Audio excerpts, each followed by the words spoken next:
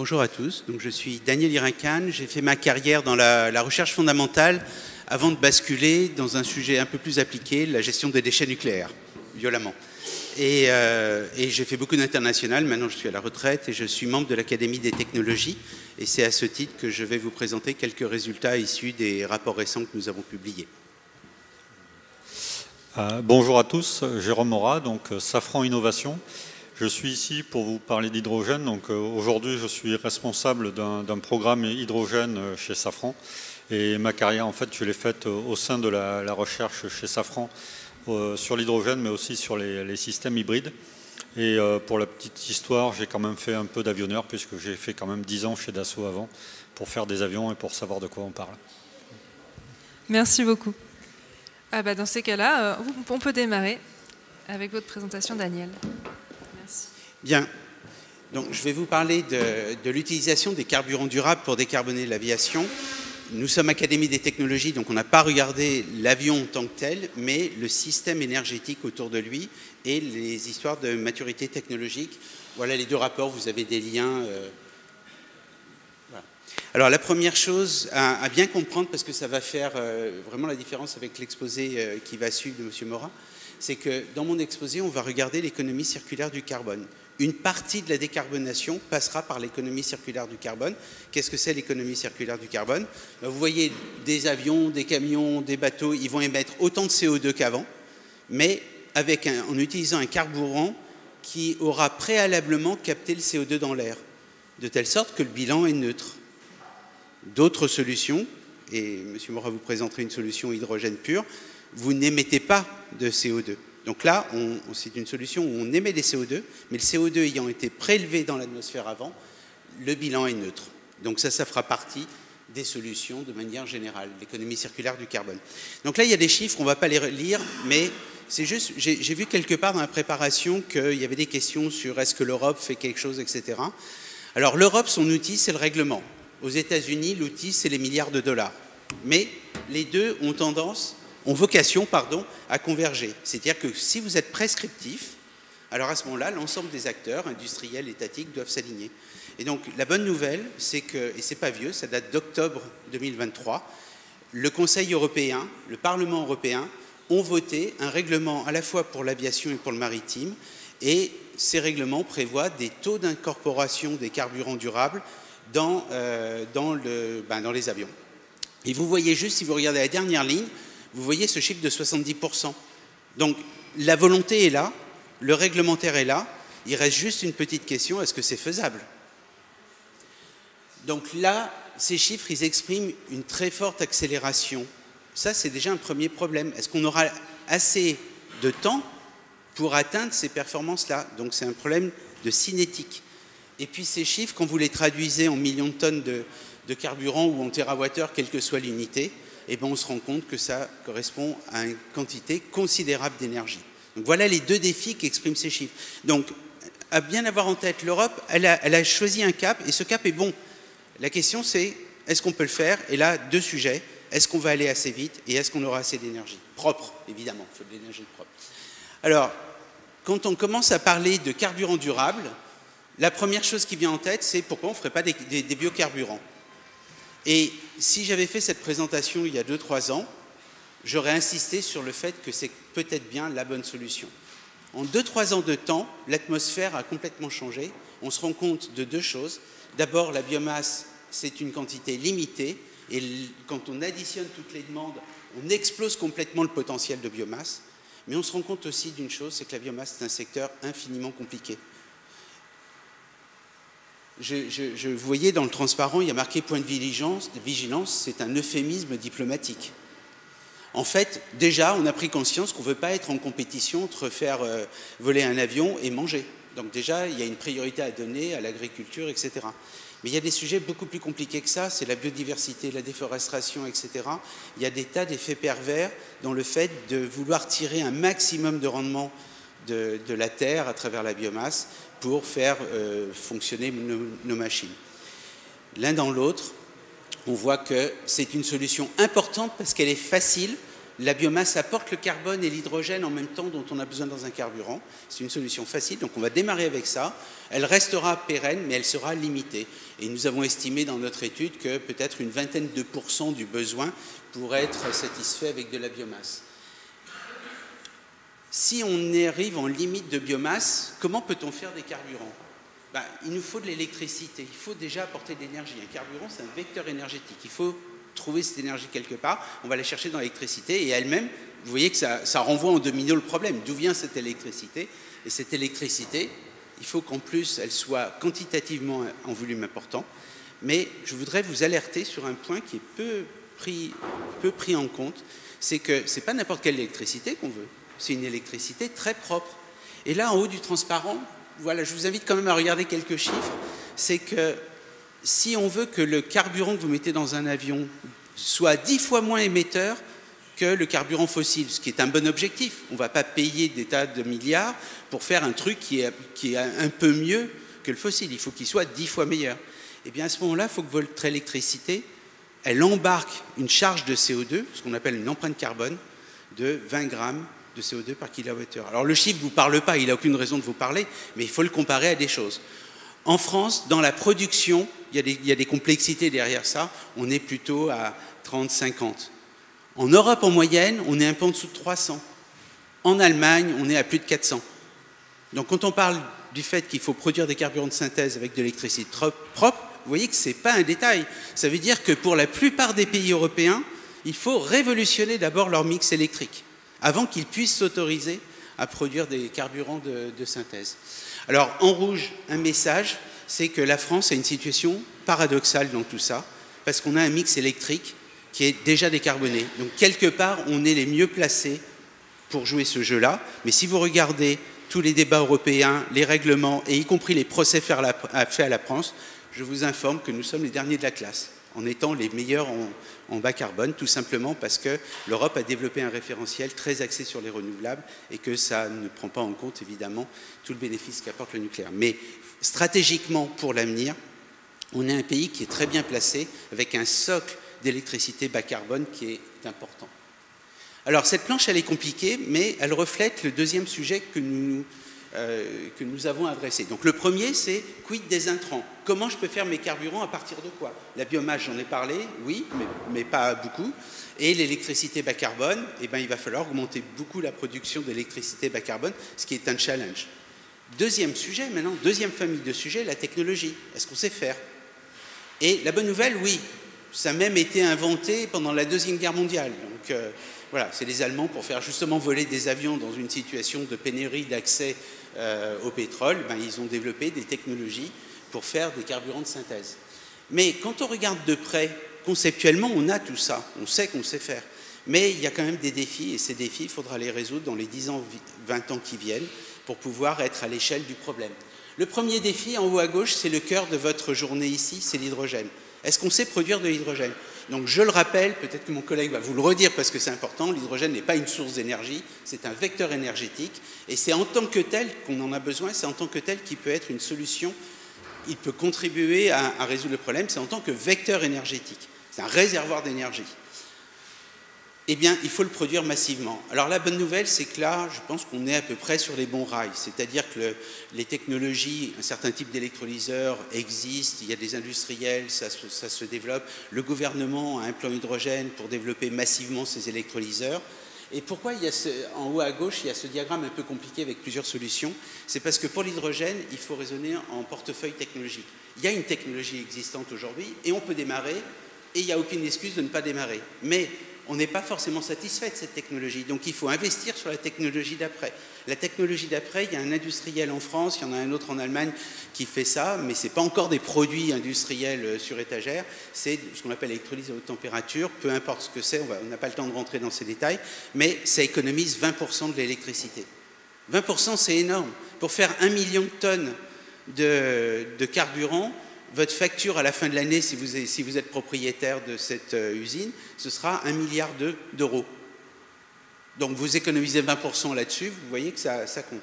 Et puis ce n'est pas la fin de l'histoire, il y a d'autres technologies émergentes, la plasmalyse, et puis surtout, il y a la grande inconnue qui est devant nous, et vous êtes brevet d'informations dans les médias là-dessus, c'est l'hydrogène naturel. Là, il y a peut-être quelque chose qui est de l'ordre de la révolution, mais je vous confirme qu'on sait qu'on ne sait pas.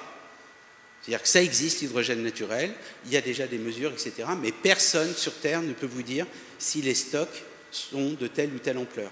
Mais ça peut aller très vite, parce que là, il y a une certaine excitation. Donc ça se trouve, le même exposé dans 3-4 ans sera différent parce que l'hydrogène naturel pourrait faire une entrée fracassante, mais ce n'est pas acquis.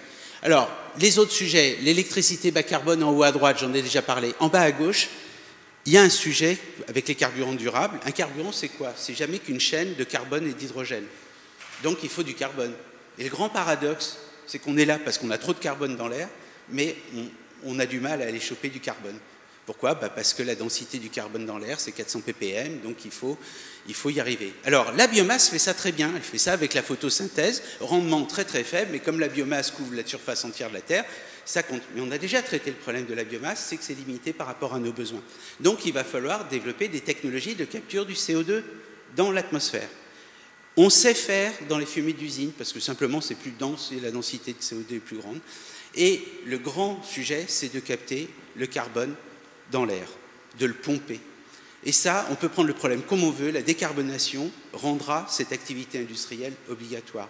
Alors pourquoi je mets un peu d'emphase là-dessus? C'est que j'ai rencontré un nombre infini de gens qui n'y croient pas, et j'appelle ça le syndrome Shadok. Mais vous êtes trop jeune pour connaître les Shadok. Mais c'est les Shadok, c'est une bande dessinée où l'activité des Shadok, c'était de pomper, de pomper, pomper. Ben oui, il va falloir pomper. Vous imaginez bien, si je veux des millions de tonnes de CO2, il va falloir pomper beaucoup d'air. Donc ces technologies existent. Il y a une petite usine qui existe en Islande par une boîte suisse allemande. Et aux États-Unis, vous avez un machin miraculeux qui s'appelle l'Inflation Reduction Act, qui met des centaines de milliards sur la table.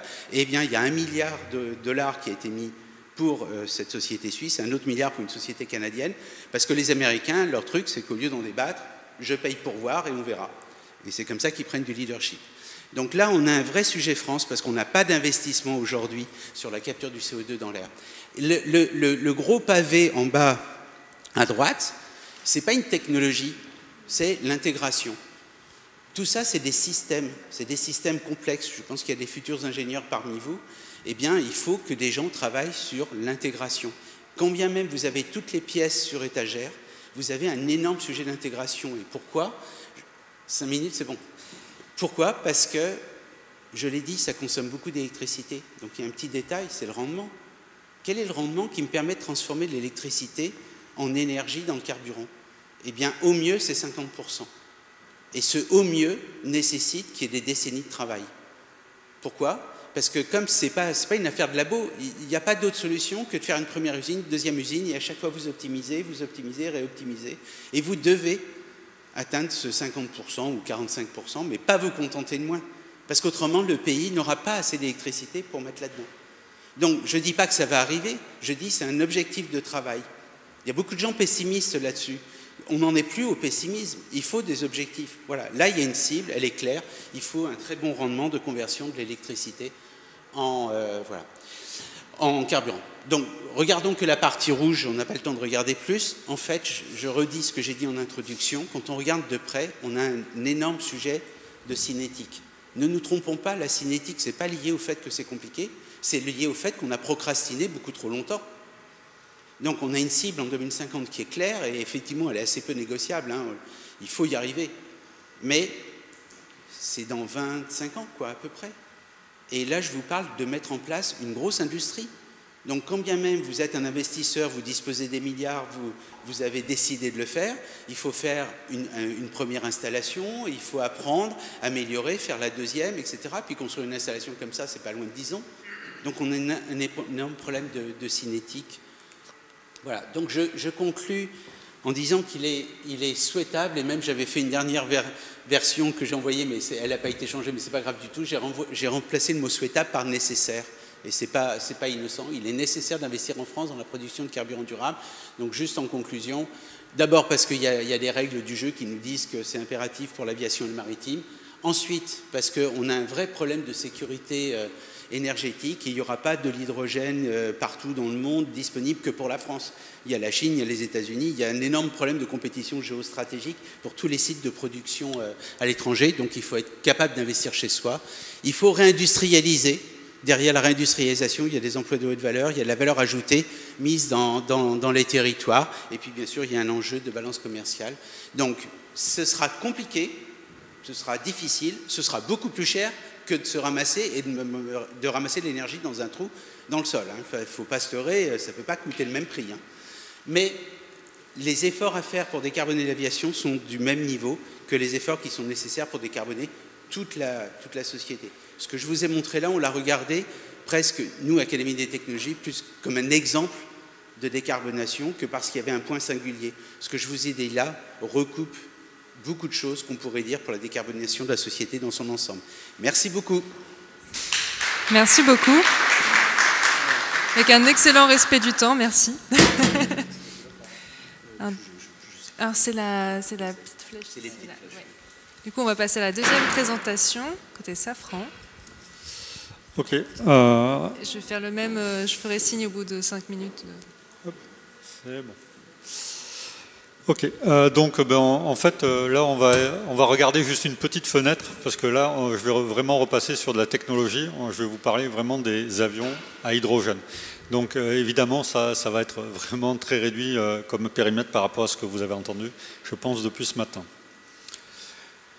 Donc bon, ça c'est des planches Safran, je vous les passe, vous les aurez, mais c'est juste pour vous dire que juste chez Safran, quand même, on est assez nombreux et 75% de notre R&T est tourné vers la décarbonation de l'aérien. Et dans la décarbonation de l'aérien, vous allez trouver les avions à hydrogène. Pourquoi on est dans la décarbonation et pourquoi on est dans l'hydrogène dans l'aérien? Donc tout simplement parce que aujourd'hui, on a signé quand même une convention mondiale, l'aéronautique, les gens de l'aéronautique se sont engagés à un zéro net carbone émission en 2050. Et ça c'est donc, il y a à peu près tous les signataires dans le monde, il y a Airbus, Dassault, Boeing et Safran notamment, et beaucoup de compagnies aériennes. Et donc l'objectif c'est de trouver tous les moyens pour décarboner l'aviation. Dans ce mix pour décarboner l'aviation, donc vous voyez, il y a des études qui montrent le trafic aérien, et le trafic aérien ne baisse pas aujourd'hui. C'est un fait. Voilà. Et donc on essaie de trouver tous les leviers pour décarboner. Et là-dedans, donc, il faut trouver et essayer toutes les solutions possibles. Et on prendra celles qui marchent. Donc il y a tous les carburants durables, les e-fuels, les biofuels, donc tout ce qu'on appelle les SAF dans l'aviation, Sustainable Aviation Fuel. Et là-dedans, on regarde aussi si les avions hydrogène ont leur place et si c'est faisable. Voilà. Donc, on passe. Donc, quand vous regardez un avion à hydrogène, c'est pas parce qu'on va passer un avion soit au e-fuel, soit à l'hydrogène, qu'on ne va plus travailler sur les technologies. Tout simplement, depuis tout à l'heure, dans la conférence d'avant, on vous disait que réaliser du carburant, enfin réaliser des biofuels ou même créer de l'hydrogène à partir d'énergie verte, ça a un coût énergétique. Donc pour diminuer le coût énergétique de nos avions, on continue à travailler sur la sobriété énergétique.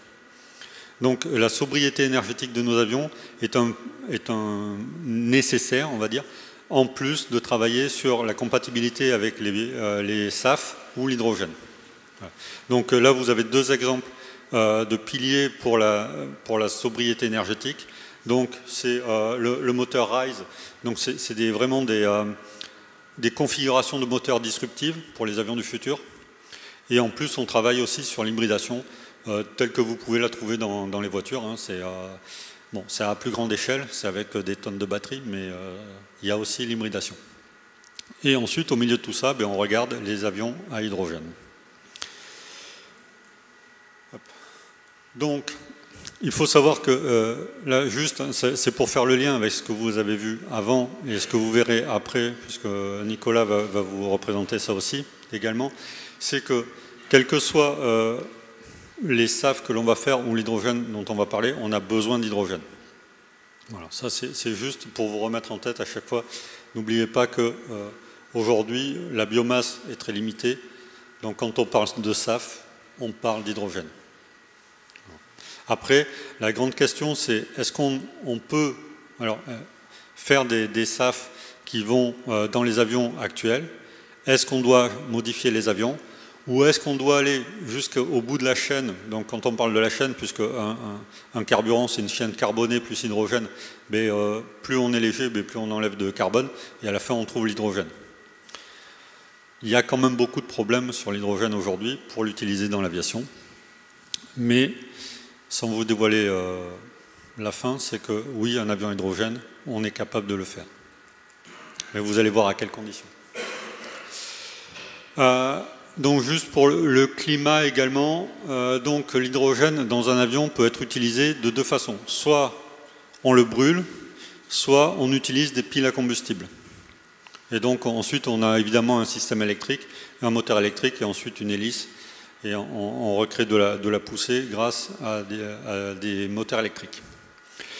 Donc qu'est-ce que ça va changer dans l'aviation, hein?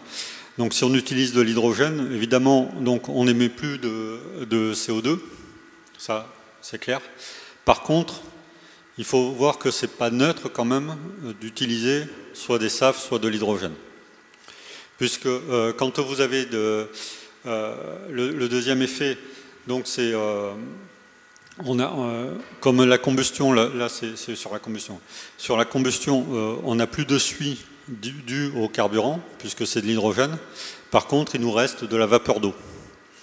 Et brûler, faire de la combustion d'hydrogène, ça va nous faire 3 fois plus de vapeur d'eau qu'aujourd'hui, qu'avec le carburant d'aujourd'hui. Donc la question c'est, on va avoir des traînées de condensation.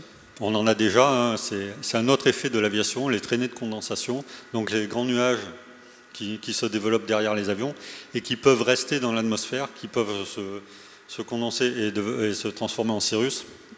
Et la question, c'est de savoir est-ce que ça a un impact positif ou négatif sur le réchauffement climatique. Alors, on va dire que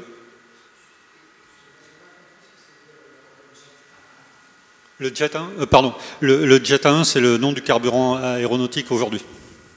Excusez-moi, j'ai tellement l'habitude que c'est... Voilà. Donc aujourd'hui, les traînées de condensation, la grande discussion, c'est de savoir donc est-ce qu'elles sont bénéfiques ou néfastes au réchauffement climatique. Grosso modo, si vous faites beaucoup de traînées de condensation aujourd'hui, pendant la journée, mais en fait, vous allez avoir du réfléchissement solaire, donc ça va refroidir. Par contre, si vous le faites la nuit, mais en fait, ça va faire une sorte d'effet de serre et ça va empêcher la Terre de se refroidir. Voilà, c'est les effets des nuages, hein, quand la nuit il y a un ciel clair, il fait beaucoup plus froid le matin. Voilà. Après, il y a le dernier impact quand on brûle de l'hydrogène, qui est la formation de NOx, donc d'oxyde d'azote. Et là, en fait, on continue à en avoir quand on brûle de l'hydrogène, puisque c'est la combustion qui fait qu'on a des oxydes d'azote. Et nos premiers résultats montrent quand même qu'avec la combustion d'hydrogène, on est très très bas. Donc on est quand même plus bas, mais on en a. La deuxième façon d'utiliser l'hydrogène à bord d'un avion, c'est avec des piles à combustible. Donc là, en fait, les phénomènes sont les mêmes que quand on brûle de l'hydrogène, sauf qu'on n'a pas de NOx, évidemment. Par contre, il y a un gros problème, c'est l'eau, toujours, puisqu'on fabrique beaucoup d'eau, évidemment, mais là, à des plus basses températures, donc des fois, ça peut être même de l'eau liquide, et donc on ne sait pas trop ce qu'on en fait aujourd'hui. Voilà. Si vous la remettez sur la piste avant de partir et qu'il fait moins de 0 degré, je pense que l'avion d'après, il ne va pas apprécier de partir avec de l'eau sur la piste. Enfin, surtout les passagers, quand ils vont se retrouver dans l'herbe à côté, ça va faire mauvais genre. Voilà. Donc ensuite, alors bon, je pourrais vous en parler pendant des heures et des heures, hein, puisque ça fait déjà 3 ans qu'on travaille sur l'avion à hydrogène. Donc si vous voulez avoir des détails, je peux vous en parler. On travaille sur l'avion à hydrogène avec Airbus depuis 3 ans. Et donc en fait, on a essayé de faire un panorama aussi de où est-ce qu'on peut utiliser, comment on peut utiliser l'hydrogène dans les avions. Et donc on regarde en fait, suivant les technologies que l'on peut employer, suivant la taille des avions, suivant leur range, mais où est-ce qu'on peut utiliser de l'hydrogène, où est-ce qu'on peut avoir des systèmes hydrogène dans les avions. Et en fait, après plusieurs études. Donc là, c'est une étude qui a été faite par Jean Hermé de l'ONERA, mais sur lequel tout le monde est à peu près d'accord. C'est que, en fait, si vous voyez donc, le nombre de passagers, hein, là, on regarde sur des petites distances et des petits avions, en fait, on pourrait rester à des systèmes plutôt full électriques. Mais c'est vraiment très limité en distance et en nombre de passagers. Après, la masse des batteries augmente de façon exponentielle et c'est impossible à réaliser. Ensuite, si vous avez des avions un peu plus gros et qui vont surtout un peu plus loin, donc vous utiliserez plutôt des piles à combustible avec de l'hydrogène. Donc PAC pour piles à combustible. Et cet hydrogène, en fait, pour les petits avions, quand vous voyez GH2, c'est donc de l'hydrogène gazeux. En fait, vous pouvez garder cet hydrogène gazeux et donc vous le comprimez comme dans une voiture à hydrogène aujourd'hui, la Mirai, si vous regardez. C'est à peu près les mêmes technologies hein, que vous mettez pour le système aéronautique. Par contre, dès que vous voulez aller avec beaucoup plus de passagers et beaucoup plus loin, mais en fait, pour stocker suffisamment d'énergie, sans avoir à augmenter la taille des réservoirs de façon exponentielle, il faut passer à de l'hydrogène liquide. L'hydrogène liquide, ça veut dire 20 Kelvin, ça veut dire qu'on est cryogénique, et ça veut dire que cet hydrogène, les systèmes pour avoir cet hydrogène à bord, et surtout le conditionner pour pouvoir le brûler, vont être beaucoup plus complexes que quand vous l'avez en gazeux. Donc quand vous utilisez des turbines à hydrogène, donc déjà il faut changer un petit peu le mode de fonctionnement de vos turbines. Parce qu'aujourd'hui donc on utilise Jet A1, c'est un carburant liquide, et il faut l'hydrogène quand on va le brûler dans la turbine, il va être gazeux, et donc ce carburant l'hydrogène ne pourra être utilisé que pour être brûlé dans la turbine. Or, le Jet A1 d'aujourd'hui, qui est un carburant liquide, on se sert de ce carburant du liquide pour d'autres fonctions que la combustion. On s'en sert pour la lubrification, on s'en sert pour le refroidissement et on s'en sert pour actionner certaines parties du moteur. Donc tout ça, il faut le changer. Donc ça demande quand même des adaptations du moteur, mais qui sont faisables. D'ailleurs, on a déjà fait tourner des turbines à l'hydrogène, Rolls en a fait. Nous, on en a fait tourner une cette semaine. Voilà, c'était une petite turbine, mais elle a tourné cette semaine chez nos collègues d'Ariane Group, à Vernon. 3 minutes, bon, ça devrait aller. Et donc, quand vous voyez, donc, plus on va vers la droite, hein, plus on veut aller loin et plus on veut emmener de passagers, eh bien en fait, il ne nous reste plus qu'une solution, c'est brûler l'hydrogène et l'embarquer de façon cryogénique. Voilà.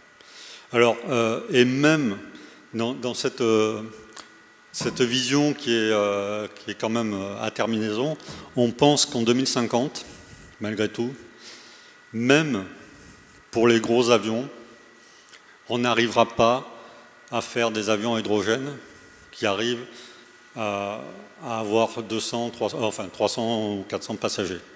En fait, ce que vous voyez là, c'est un peu notre vision, on va dire 2050, des avions, des possibilités pour les avions. Donc, tous les petits, donc Urban Air Mobility, avec tout ce que vous entendez pour les VTOL, je ne parle pas des hélicoptères, mais c'est un peu dedans. Donc, en fait, on peut avoir des petits avions électriques, mais très vite, ça va être limité en range, en distance franchissable. Ensuite, donc les petits, on va rester en hydrogène gazeux, et très vite, on va. Alors les commuters, hein, c'est aujourd'hui, je vous ai mis des avions un peu exotiques qui n'existent pas encore, mais donc vous voyez, c'est des commuters 19 places, 40 places. Le régional qui est aujourd'hui, c'est les ATR 42, 72, et le short medium range, c'est ce qu'on appelle les SMR. Donc c'est les A320, les 737. Voilà. Et après les long range, donc aujourd'hui, qui sont représentés par les 777, la 350 et le 787. Voilà. Alors tous ces avions pourraient être utilisés avec des SAF, et on pense que les avions, les commuters, les régionaux, et même les SMR peuvent utiliser de l'hydrogène. mais de l'hydrogène cryogénique. Donc en fait, ça demande beaucoup de modifications à bord de l'avion, parce qu'il va falloir réchauffer cet hydrogène avant de l'utiliser. Ça demande des modifications au niveau du moteur, mais on travaille dessus, et oui, c'est faisable, mais il y a beaucoup de modifications sur l'avion. Si vous voulez avoir une vision un peu sympathique, on va dire, de l'avion, allez sur le site de l'Onera, et vous tapez Gulliver, Onera.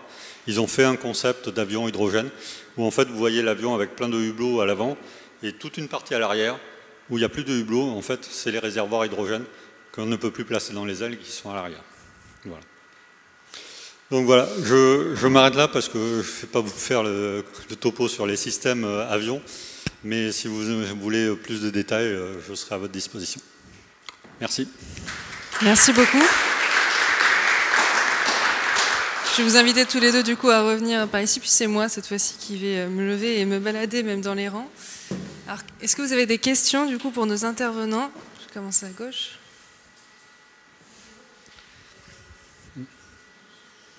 Alors, normalement oui. Parle un peu plus fort.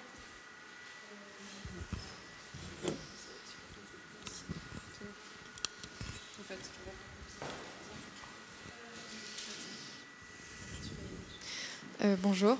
Merci beaucoup pour votre présentation. Moi, ma question, c'était sur la part que représente l'aérien pour le tourisme. Est-ce que c'est sur ça qu'on doit jouer? Est-ce qu'on ne pourrait pas gérer, avoir une logistique différente de l'aviation touristique pour pouvoir rendre ça un peu plus intense, mais avec de plus petits avions, pour pouvoir utiliser que de l'hydrogène et arrêter les gros avions? Alors, le gouvernement norvégien nous a posé la même question. Le gouvernement norvégien est arrivé chez nous en nous disant on veut avoir que des avions électriques. Voilà. Il faut savoir qu'en Norvège, ils ont assez peu de trains dû à leur géographie. Et ce sont les plus grands frequent flyers d'Europe. Donc ils prennent énormément l'avion. Un avion, aujourd'hui un A320, ça prend 200 personnes. Et chaque avion, vous pouvez les faire partir toutes les minutes sur un aéroport. Donc si vous prenez des avions aujourd'hui, on leur a montré, et ils ont été d'accord avec nos conclusions, hein, qu'on ne parlait pas d'hydrogène, on parlait de SAF et d'avions hybrides. Les avions électriques, ils étaient limités à 20-30 places. Et ensuite, pour passer à 100 places, entre 50 et 100 places, il fallait des avions hybrides. Donc, sachant que tous les avions partent au maximum toutes les minutes sur un aéroport, quand vous avez des 20 places ou 200 places, enfin 20 personnes qui partent ou 200 personnes, en fait, les gens qui devaient partir pour faire l'aller-retour dans la journée, en fait, ils vont partir le soir, quoi. Donc, voilà, ça prend beaucoup plus de temps. Alors après, c'est la question de savoir est-ce qu'il nous faut des pistes plus courtes. Après, c'est la densification de l'infrastructure également, qui ne va pas dans le sens de la décarbonation, parce que si l'infrastructure est trop importante, autant de prendre le train. Voilà. Enfin, l'équation est assez compliquée. Si vous allez aux États-Unis, du côté de New York, Washington, etc., où il y a beaucoup d'avions taxis, là, c'est beaucoup plus faisable. Il faut voir les infrastructures actuelles, il faut voir le nombre d'aéroports qu'il y a, les destinations sur lesquelles les gens veulent aller. L'histoire est très compliquée. Enfin, il faut faire région par région.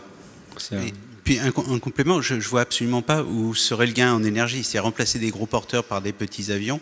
S'il y a autant de gens qui volent sur le même nombre de passagers kilomètres, justement le passé a montré qu'il valait mieux les mettre plutôt dans des grands avions. On a un vrai sujet de sobriété pour savoir quelle va être l'évolution du trafic, mais après à trafic donné, faire beaucoup de petits avions, on ne voit pas très bien pourquoi ça changerait le bilan énergétique. En termes d'énergie, on va consommer plus d'énergie avec des petits avions. Je ne sais pas si j'ai répondu. Ça a répondu. Merci beaucoup. Question suivante. Bonjour, merci beaucoup pour votre intervention. Moi, j'ai plusieurs questions, mais au pire, je les poserai après, les prochaines. Moi, c'est sur le premier exposé, sur la question de... Vous parlez d'importance du mix énergétique décarboné, bien sûr. Donc la France est plutôt chanceuse là-dessus. Mais est-ce que la France peut être vraiment productrice de SAF ou de choses comme ça? Enfin, je veux dire, on a besoin, je sais pas, je dis n'importe quoi, mais de colza ou des choses comme ça, mais la France, elle n'a pas trop question d'espace, enfin même de compétitivité, etc. Là-dessus, c'est pas... Je ne sais pas si la France peut vraiment se positionner sur la production de SAF. Alors, j'ai eu 2 rendez-vous à Bercy, exactement sur ces questions-là. Donc, vous posez la question que l'administration et le gouvernement se posent. Donc, moi, ce que je peux vous donner, c'est les arguments que nous avons développés. Donc, déjà, la biomasse, il y en aura. On ne peut pas éviter de commencer par de la biomasse, mais on considère que le plus vite on s'abstrait de la biomasse, le mieux c'est. Et pour ça, il faut aller vers les carburants de synthèse. Et ça reporte la contrainte. Il n'y a pas de magie, il faut de l'énergie. Ça reporte la contrainte sur l'électricité. Et là, on a un vrai débat, même de société.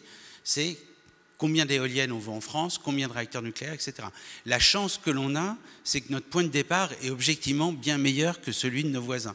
Mais on ne peut pas dire que c'est une chance qu'on va dormir sur nos 2 oreilles, parce qu'on a un vieux parc nucléaire qu'il faut changer, donc on a plein de défis. Les Allemands ont d'autres défis, mais dans tous les cas, quand vous prenez l'Agence internationale de l'énergie, elle vous dit la quantité d'électricité à produire, ça doit être multiplié par 2 et par 3. Et je dis simplement que vis-à-vis de ce défi-là, qui est votre défi, le défi de votre génération, la France a des atouts par sa politique passée, mais la politique passée ne garantit pas du confort pour demain. Il va falloir investir. Et il me semble que c'est sans regret. Pourquoi? Parce que, imaginons qu'il y a de la sobriété, que les avions consomment moins, que les bateaux, là je parle des porte-containers, ce qui vous amène vos habits, etc. Bon, peut-être que le monde sera plus sobre demain, mais nos voisins ont un tel retard de décarbonation que de toute façon, notre électricité, elle trouvera toujours client. Donc on pousse beaucoup sur le fait de déployer au maximum de vitesse possible les renouvelables et le nucléaire. Et surtout, arrêtons d'opposer des solutions. On est face à un tel mur de l'énergie qu'on a une boîte à outils, il y a 2 outils dedans. 2 face au mur de l'énergie. Le nucléaire et les renouvelables. Il ne faut pas les opposer. Il faut faire feu de tout bois, sans mauvais jeu de mots, là-dessus. Et oui, la France a une position plutôt favorable. Donc oui, on devrait se mettre en posture de produire ces carburants parce qu'il y a des bénéfices industriels. Enfin, c'est un peu tout ce que j'ai dit. Et surtout, ne recommençons pas l'impasse qu'ont fait les Allemands sur le gaz. Voilà, on sait dans quelles difficultés ils nous ont mis, j'allais dire autre chose, et ils s'apprêtent à recommencer en pariant vraiment, mais de manière existentielle, sur quasiment la moitié de l'énergie devrait être importée du Maroc, du Chili, etc. C'est un pari sur l'avenir qui s'apparentemente à sauter dans une piscine pour voir s'il y a de l'eau. Donc oui, il y aura des importations, oui, c'est intéressant, oui, c'est même peut-être économiquement viable, mais il faut avoir une capacité à produire chez nous, au moins au titre de la sécurité énergétique. Merci beaucoup. Est-ce que vous avez d'autres questions dans l'audience? Merci pour votre présentation. Jérôme, vous avez parlé des impacts climatiques de l'intégration de l'hydrogène dans le secteur de l'aviation et notamment de la production de vapeur d'eau. Moi, je voulais savoir le rapport qu'il y a entre cette production de vapeur d'eau et la non-émission de CO2. Quel est le rapport entre les deux et si du coup le bilan est plus vertueux effectivement avec l'hydrogène. Alors, si je répondais, je mentirais parce qu'on n'en sait rien. Aujourd'hui, en fait, c'est des questions qu'on a soulevées. Même pour les avions actuels, ce qu'on appelle les effets hors CO2, donc notamment les traînées de condensation, il y a les NOx et les traînées de condensation. On travaille dessus. Aujourd'hui, l'impact réel de toutes ces traînées de condensation, on ne sait pas vraiment le déterminer. On sait qu'avec l'hydrogène, ça va changer, mais on sait qu'on peut travailler également sur les routes. On peut travailler sur les altitudes de vol. On regarde tout ça pour intégrer ce phénomène. Donc, au titre de l'hydrogène et des nouveaux carburants, on regarde. Mais en fait, ça nous sert aussi aujourd'hui pour regarder cet impact aujourd'hui et voir si on sait le maîtriser. On a lancé des projets dessus. Je n'ai pas les résultats. Et en plus, c'est pas mon domaine, donc je ne pourrais pas répondre. Mais il y a Nicolas qui vient d'arriver derrière. Et vous pourrez lui poser des questions parce que ça sera sa présentation d'après. Et il pourra en parler pendant des heures. Et quand j'ai des questions de ce type-là, je vais le voir. Donc, un excellent teasing, donc merci. Est-ce qu'il y a d'autres questions? Ouais.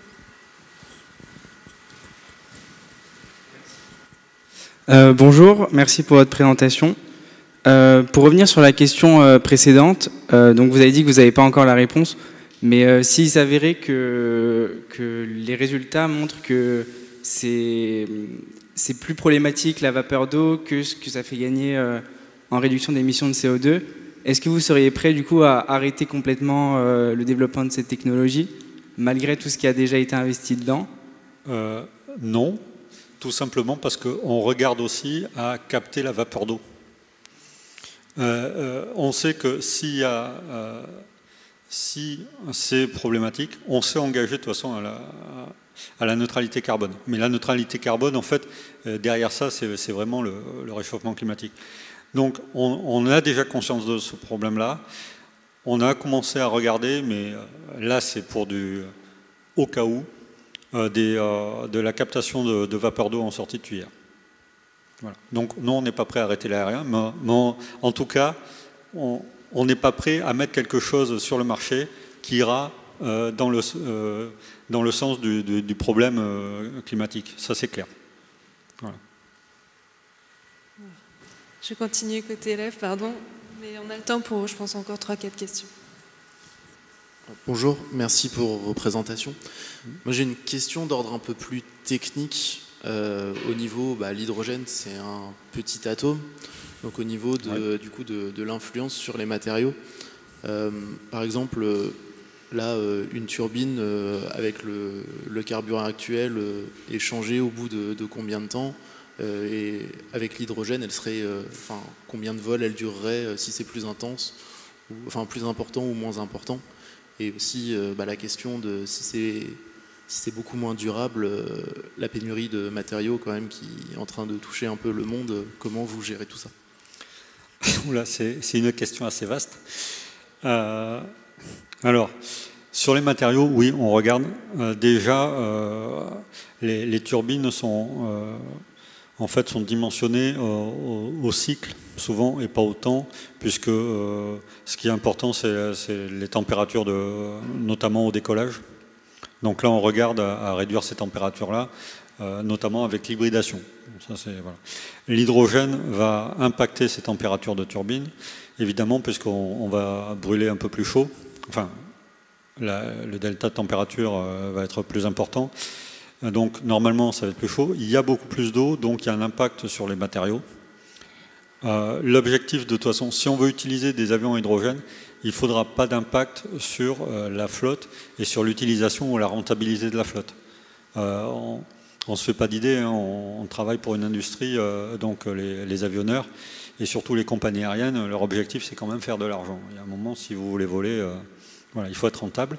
Et donc, si on leur dit qu'un moteur va durer 1000 heures au lieu de 10 000 heures avant une visite, ça ne va pas marcher. Donc, on est en train de balayer, de screener à peu près tous les matériaux qui sont faits. On est en train de développer aussi des nouveaux alliages pour augmenter les températures turbines, puisque ça nous fait baisser la consommation des avions en augmentant la température turbine. Et en plus, on regarde aussi la compatibilité à l'hydrogène et à la corrosion avec l'eau. Mais en fait, il y a un impact sur les matériaux, mais cet impact, en fait, l'objectif, c'est de le neutraliser, soit en utilisant des nouveaux matériaux, soit en garantissant la compatibilité des matériaux. Après, les matériaux que l'on utilise aujourd'hui, il n'y a pas de pénurie, excepté le titane, où on a des filières au Canada et aux États-Unis maintenant. Mais à part le titane, il n'y a pas de problème de pénurie ou de métaux rares qu'on ne trouve qu'en Chine ou en Russie. Merci. Rebonjour. C'est peut-être qu'une impression, mais dans votre exposé, j'ai l'impression qu'il y a beaucoup de jus de cerveau qui a été investi sur les petits vols, sur les petits courriers. Et j'ai l'impression que c'est pas vraiment le bon pari sur l'avenir, parce que déjà en France, on voit qu'il y a, au-delà d'un certain kilométrage, on doit préférer le train, le vol est interdit, etc. Et vous avez dit que sur le long courrier, avant 2050, l'hydrogène cryogénique, c'est compliqué, liquéfié, c'est compliqué, il y a des problèmes technologiques. Donc, c'est quoi les problèmes Est-ce qu'on ne devrait pas plutôt que se concentrer sur le long courrier, parce que c'est vraiment ça le problème de l'aviation, vu qu'il y a des substituts dans le petit courrier?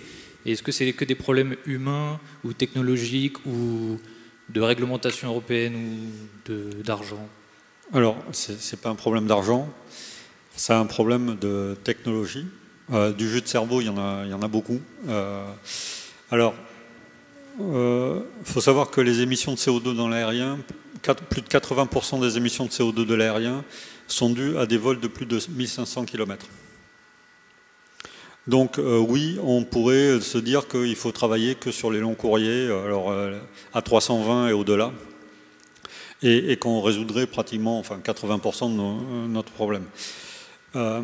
Il s'avère que, en fait, comme on change de technologie, on veut faire des essais quand même. On veut essayer, et c'est pas parce que ça ne marche que sur un petit segment qu'il faut ne pas le faire. Notamment, les batteries, en fait, la masse batterie va être exponentielle avec le range et le nombre de personnes à bord. Il en va de même pour les réservoirs cryogéniques. En fait, la façon de stocker l'hydrogène à bord d'un avion va être totalement différente en hydrogène cryogénique. On ne peut plus le stocker dans les ailes, dans la structure. Donc il faut créer des réservoirs indépendants qu'on met aujourd'hui à l'arrière de l'avion, qui sont extrêmement lourds et très isolés puisque c'est une double enveloppe sous vide. Et en fait, le poids est exponentiel avec la distance franchissable. Et c'est pour ça qu'il y a un moment où il y a une limite, on ne sait plus boucler l'avion est tellement gros. En fait, l'avion sera fait pour transporter uniquement le pilote et ses réservoirs. Donc ça va s'appeler une fusée. Voilà. Donc après, on met en place tous ces technos, on continue le jus de cerveau sur les petits avions en nous disant qu'il y a aussi des gens qui travaillent sur l'amélioration de la densité massique des batteries, des moteurs, des réservoirs, etc., ou du stockage. Donc en fait, on met en place toutes les solutions sur des petits avions, et petit à petit, plus la techno avance, plus on pourra la mettre en place sur les gros avions. Voilà. Mais après, chez Safran, on est assez réaliste, on n'a rien à vendre de particulier par rapport à ça, et donc on veut des chiffres, on veut être sûr de ce qu'on dit, et on veut être sûr en 2050 d'avoir les produits à mettre sur le marché. Pour faire un complément, il y a des choses quand même très systémiques dans votre question. L'hydrogène en tant que vecteur énergétique a un problème de densité énergétique. Et quand on compare des carburants durables tels que ceux dont j'ai parlé et l'hydrogène, l'avantage c'est que la densité d'énergie embarquée par du kérosène est fantastique. Et faire voler un avion, ça n'a rien de naturel, il faut beaucoup d'énergie. Et le point sur lequel je voulais vraiment vous éclairer, parce que ce n'est pas un détail, c'est que pour faire ces carburants durables, 85% de l'énergie est dédiée à la fabrication de l'hydrogène. Donc d'une certaine manière, vous pouvez un peu changer le paradigme, un peu l'image que vous avez, c'est qu'on passe du concept d'hydrogène H2, qui pose un vrai problème de densité d'énergie, puis des problèmes de sécurité, des problèmes de matériaux, enfin voilà, tout ça vous l'avez bien en tête, et vous habillez cet hydrogène par un autre atome, du carbone.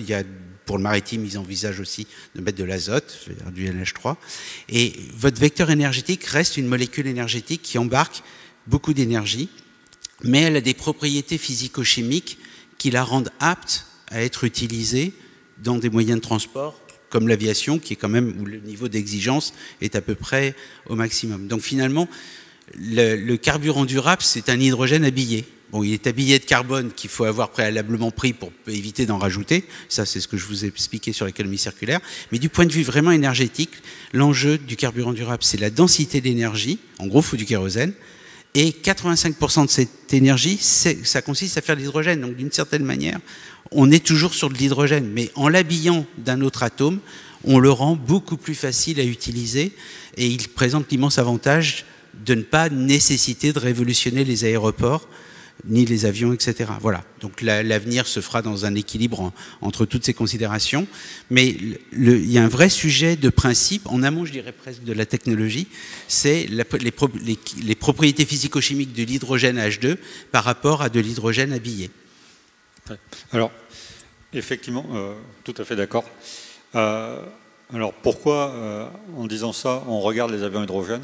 Tout simplement, c'est que en fait, dans le mix de ce qu'on peut faire, peut-être qu'à la fin, on aura des tout petits avions électriques, des avions milieu de gamme hydrogène, parce qu'on n'aura que de l'hydrogène compressé, gazeux, et à la fin du SAF pour les gros avions. Est-ce que c'est ça l'avenir? J'en sais rien. Par contre, il faut qu'on soit prêt.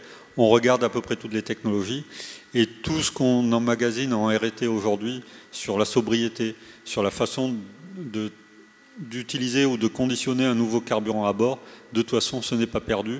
Ça servira quoi qu'il arrive. Alors, l'avion hydrogène, il y aura des essais qui vont être faits. Airbus prévoit un objectif pour 2036, avoir un avion à hydrogène.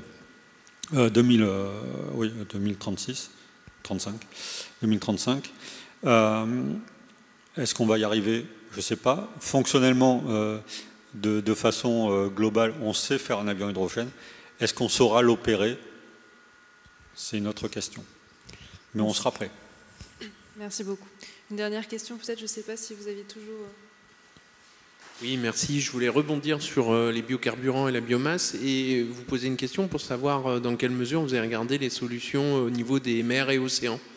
Parce qu'on a dit que c'était donc très limité, ce que je comprends très bien par rapport aux terres, mais la planète étant majoritairement aussi couverte de mers et d'océans, qu'en est-il des solutions éventuelles de production de biocarburants en mer? Alors, en Europe, on appelle les biocarburants de troisième génération ceux qui sont faits à partir d'algues. Quand on a commencé à vraiment essayer d'additionner les chiffres, enfin, ce que l'on voit, c'est que l'état de l'art, c'est un peu un renoncement vis-à-vis de ça, parce que dès que vous voulez faire de la production à grande échelle, il faut mettre des apports, donc vous impactez l'écosystème. Ça paraît vraiment pas évident, quoi. Et je n'ai pas de réponse vraiment définitive à votre question parce que vous avez parfaitement raison. Les océans, ça reste... voilà. Le jour où on n'aura plus d'uranium, dans l'eau de mer, il y a de l'uranium. Le jour où on n'a plus de CO2, on a du mal à le tirer de l'air, on peut le tirer de l'eau. Enfin, vous avez raison, c'est une ressource. Mais aujourd'hui, on ne voit pas de technologie friendly, enfin, qui garantissent qu'on ne crée pas encore des limitations et des dommages conséquents. Mais je me garderai d'injurier l'avenir et c'est peut-être quelque chose qui pourra déboucher. Mais en tout cas, en état de l'art, les carburants de troisième génération, peut-être là aussi Nicolas pourra compléter, mais à ma connaissance, c'est pas en train de déboucher. Et ce n'est pas un game changer. Et peut-être dernier point, dans vos discussions, il y a toujours deux niveaux à avoir en tête. Il y a l'existence des technologies. Or, les technologies, les gens travaillent, ça évolue, etc. Mais quand bien même que les technologies existent, il faut regarder d'un point de vue systémique, qu'est-ce que ça veut dire si j'extrapole ça à très grande échelle. Et dans l'étude qu'on a fait, on s'est concentré là-dessus et je trouve que ça quand même clarifie un petit peu le sujet. Il y a des tas de technologies dont on peut parler, dont on entend parler, mais lorsqu'il s'agit de les mettre à l'échelle du problème, c'est compliqué. De nouveau, l'aviation, long courrier, je crois que c'est 80%, tu as donné le chiffre tout à l'heure, c'est quand même l'immense majorité de la consommation, de la pollution. Voilà, une solution technologique à l'échelle de ça, c'est ça le sujet. La mise à l'échelle des solutions, c'est pas simple, il faut avoir une approche système, mais je vous enjoins toujours de réfléchir en termes de système global. Et pour les océans, ma crainte, c'est qu'il faut être sûr qu'on ne crée pas plus de dommages qu'on n'y a d'intérêt.